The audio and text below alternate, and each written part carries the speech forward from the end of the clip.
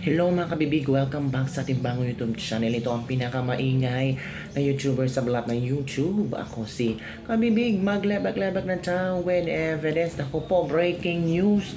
Pumanaw na po yung chairman or Mr. Chair na si Representative Romeo Acop. Pumanaw na siya, kabibig. Pumanaw na si Romeo Acop, kinatawan ng Antipolo City 2nd District matapos dumanas ng medical emergency sa kanyang tahanan. Siya ay 78 taong gulang. Ayon sa ulat, natagpuan si Acop na walang malay sa kanyang silid bandang 10:12 ng gabi kagabi, Disyembre 20. Agad siyang isinugod sa hospital ngunit binawian ng buhay ng mga alas 10:56 ng gabi sa kabila ng agarang medikal na interbensyon.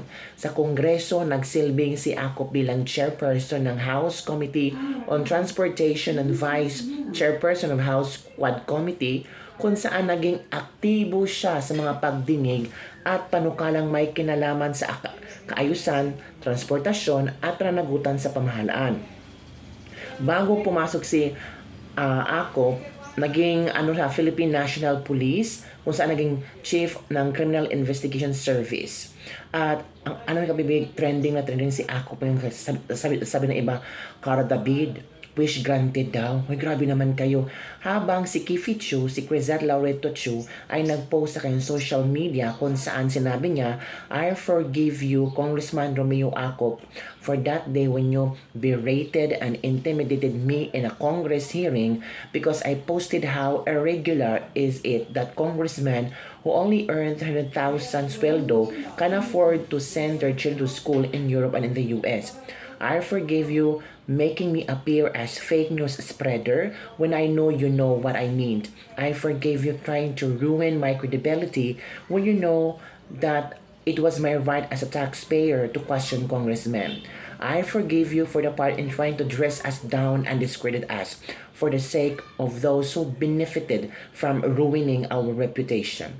History has a way of vindicating people or revealing them for who they really are. May you remembered more kindly than you have been to me and many others who question this government, and have God mercy on your soul more than you showed us on that day.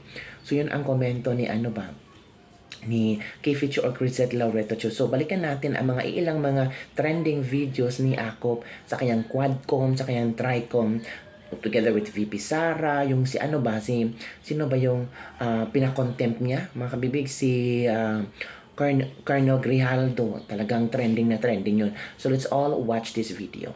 Totoo rin po ba yung pagkarinig ko kanina, Mr. President, that you would volunteer to go to the ICC and have yourself be investigated, Yes, sir. provided funds will be... Yes, sir. Baka magkatotoo po yun, Mr. President. May magbibigay na pera eh. Sir, mas mabuti yan siya makapasyal ako. Wala man talaga silang makuha sa akin. Thank you, Mr. President. Now, pero doon sa statement po nyo kanina, I don't think you would want to volunteer simply because you wouldn't want persons who are colored white to judge you. Tama rin po ba yung pagkarinig ko? No, I'm I'm a public official, sir.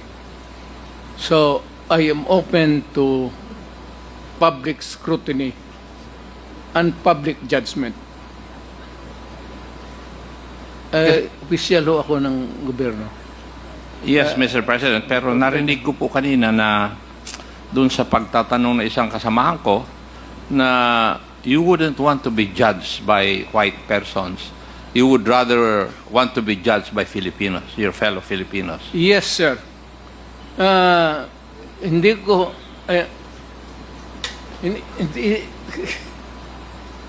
when it comes to the dispensation of justice, hindi ko... I do not have the respect and the whatever sa mga puti. They have always looked upon us as inferior ever since. That has not changed over time, many years.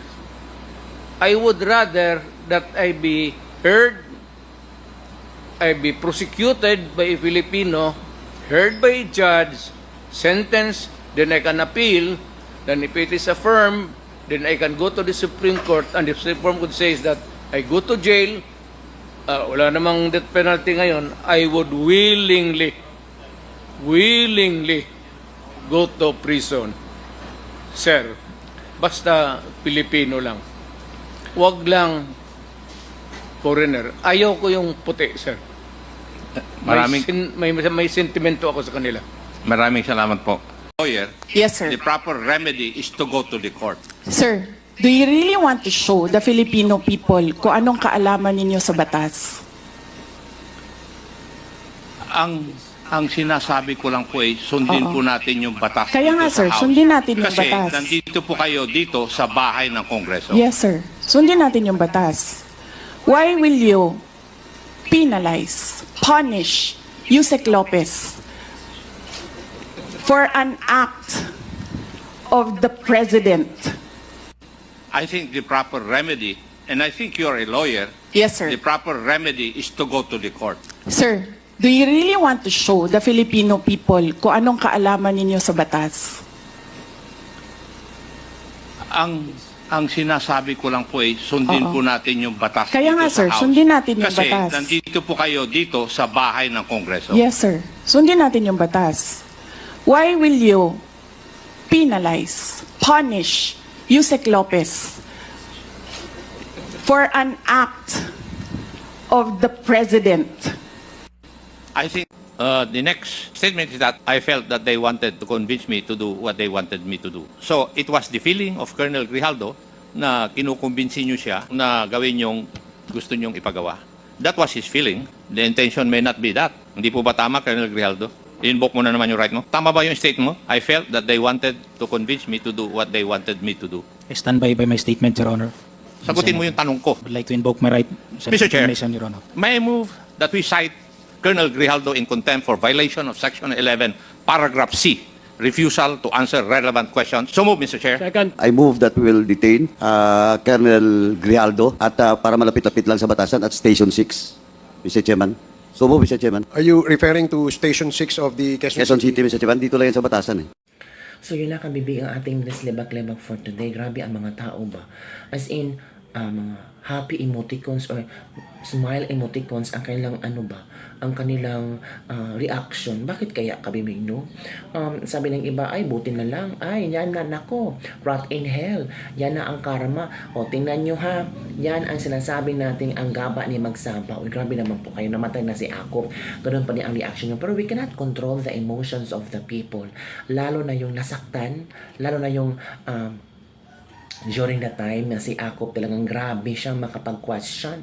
Nagretiro na may dangal at pumanaw na walang dangal. Wala. Grabe naman, diba? Tayong lahat ay hindi pwedeng umayaw sa kamatayan dahil hiram lang ang ating buhay sa mahal na Panginoon. Kahit lahat tayo ay pumanaw pa natin ng panahon. Napaaga lang ang kay Congressman dahil malamang malamang dinig ng Panginoon ang wish ni Ma'am Cara David. Uy, grabe naman. Nako, lahat ng wish ni Cara granted yata. Pag talaga hindi maganda ang ginawa mo, ipatay ka na kinukutsa ka pa mga tao. Pero kung naging mabuti ka, wala kang mababasa dito na masama tungkol sa'yo. Yan ang reality ng buhay. Hala, grabe no. Sana magsibitong paalaala sa kapwa na niyang kawatan dyan sa kamara na hindi nyo rin madadala sa hukay lahat ng pera galing sa masama. Uy, bakit nagnakaw ba itong si Akop? Wala naman tayong news na nagnakaw si Akop ha. Good wish, Miss Cara. Ang wish ni Cara nagkatotoo na. Bakit ganun? Sana maging salamin ng ibang mababatas o public servant dyan na kahit malita man ay di niya madadala. Mabuting gawain lang ang madadala natin sa kabilang buhay at tikit yan sa maayos na kanilang buhay. Condolence na bawasan na ang sinungaling sa Administrasyong Marcos. Sayang hindi nakahingi ng tawad kay Duterte. O mas nauna pa kayong natsugi kay Duterte. Hula, grabe ha. Isa na naman natupad na wish ni Ms. Calavid from Maxi Copy. So yun kapibig ang ilang mga komento ng ating mga netizens. Kayo, ano ang inyong reaksyon na ngayon ay pumanaw na sa Representative Romeo Acop at paano ba nakaapikta naka-influence nung nanood ka ng Quadcom, ng Tricom, si Representative Romeo Acop sa buhay mo, sa pag-intindi mo sa gobyerno ni BBM at pagka-intindi mo sa House of Representatives. Yun na kabibig. Don't forget to like, subscribe, and share this video. But on the other way around, masama talaga na sabihin natin na wish ni Ka David, granted, mabuti nga sa'yo. Hindi po yun maganda. Ang gawin natin is manalangin tayo para sa kanyang kaluluwa na sana makamtan niya ang peace na eternity. Yun lang kabibig. Bye everyone. See you next time.